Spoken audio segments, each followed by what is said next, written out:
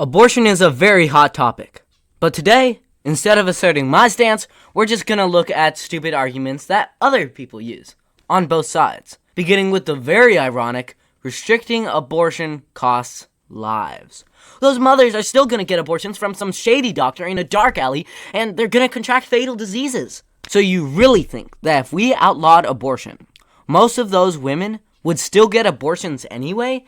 And furthermore, it would be so dangerous that more than half of the women would die in the process? Because if a baby is a real human life, then you would have to have way more than half of the women who get abortions now still getting them and dying in the process in order to justify legalizing it. Which seems unlikely, considering we know that behaviors tend to be less common when they're illegal, and that abortions became way more common after Roe v. Wade. Why would so many women still get abortions if they were more likely than not going to die in the process? So while more women might die if we outlaw abortion, if babies really are people, then it would have to be a huge number to warrant keeping this legal. So this argument is stupid. The only thing that really matters is whether or not the fetus's life is valued as a human life. Secondly, we have the rape and incest argument. Are you going to make a woman carry a rapist's child? If the baby is a human, then yes. The life is innocent, you can't just kill it because of its father. So again, the question boils down to, does a fetus have human rights? Thirdly, we have, men don't have a right to talk about abortion, it's a woman's issue. Again, this assertion only makes sense if we already know whether or not the baby has humanity and human rights. Because if it does, it's everybody's duty to stand up for that baby, to give a voice to the voiceless. Finally, there's the infamous, my body, my choice. This argument usually goes something along the lines of, it doesn't matter if the fetus is a human or not, it's my body, so I get to decide whether or not I keep it. Which is the most extreme, disgustingly libertarian idea I've ever heard. Often they use the violinist argument to make this point. The gist of it is that a famous violinist is dying of kidney failure, and he can only survive if someone with the same blood type is hooked up to him. You have to stay connected to him for 9 months until he recovers. Just until Paolo dies of old age. He's brain dead. He might recover. Well, he's sure not going to play the violin. That doesn't matter. He's a living being. You need to let me out right now. I can't unplug you. That would be murder. Now! He has a right to life. So what? So what? We kill people all the time. Soldiers, cops, sick people, old people. Just because I can save his life doesn't mean I should have to. It's my decision. His right to life outweighs your right to convenience, and I see no reason why that should cease to be the case whether he needs your kidneys for an hour or for the rest of your days. What possible reason can you have for saying no? I don't need a reason. I don't need a reason. It's my body. If I want to do something with it, I can. That's what freedom is. I don't have to tell you why. I don't even have to know why. The fact that I want it is enough. Well, now, that's a bit of an extreme example. It's so much more inconvenient to have a full-fledged human being tied to you. I mean, pregnancy is inconvenient, but I think we can agree it's hardly comparable. You can still walk the majority of your pregnancy. You can even work for most of the months, and you can usually have the baby adopted out once it's born. Secondly, for most cases, it would be more akin to you volunteering to be the one to save the violinist and then deciding not to, and detaching yourself, resulting in his death, which is, at the very least, a jerk move, if not literal murder. Obviously, there are cases of rape, but they are only about 1% of total abortions. If I freely engage in an activity that is known to create a human life, I have the responsibility to care for that life if I do end up creating it. I don't care about your darn rights. If it truly is an innocent life inside you, you have the moral duty to care for that life with the best of your ability because you are the only one who can. It's a big deal to have a baby, but it's not the equivalent of being tied to a bed with a full-grown man unable to move. I do think that the inconvenience is vastly over-exaggerated.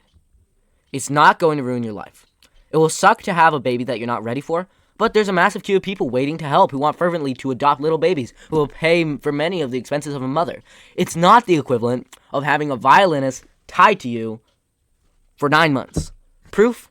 I know many, many women who purposely got pregnant to have a child, a process they report having enjoyed. While not everyone is going to enjoy this process, I'm aware. Absolutely no one that I'm aware of regularly chains themselves up to a violinist on a bed for 9 months straight voluntarily. So they clearly aren't equivalent scenarios. I'm not denying that it's inconvenient. I'm sure the pain of giving birth and the inconveniences that accompany having a baby inside you are very real. But I'm saying that if it is a human with a right to life, its right to life supersedes your right to not be pained, uncomfortable, and inconvenienced for 9 months. Also, I think there is something to be said about the difference between tearing a life to pieces and passively just letting a life end. As a counter to the violinist argument, I made the Siamese twin argument. It's more natural and more viable. You're a Siamese twin. If you are severed from your twin, you can survive, but your twin cannot. Are you allowed to release yourself? No! Especially not if the condition is only temporary.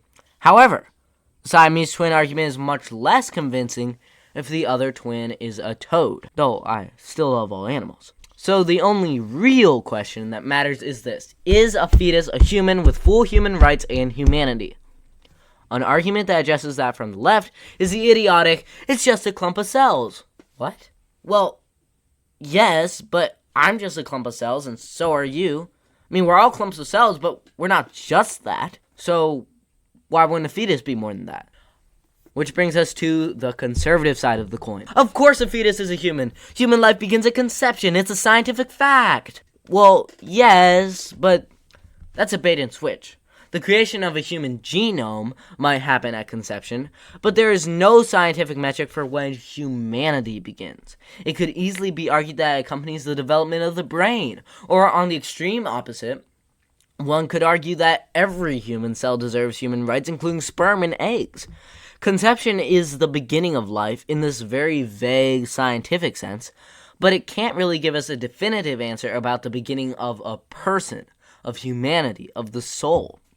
Along these lines, pro-lifers will assert that murder is the killing of a human person.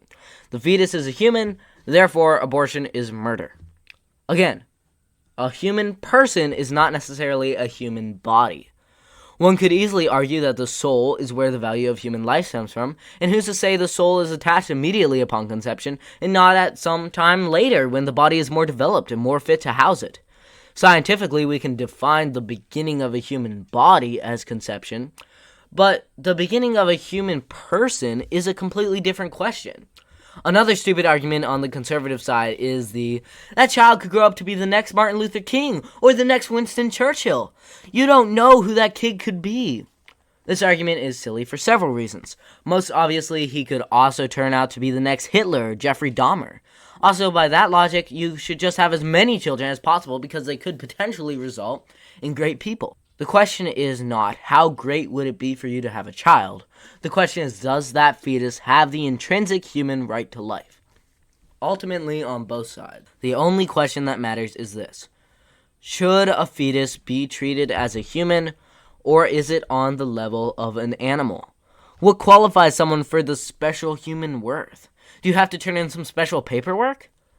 Is a fetus a human being? Does it have humanity? That is the only real argument that we should be having. Please make sure to like and also subscribe, and make sure you don't miss our next video, which will be about, is a fetus a human?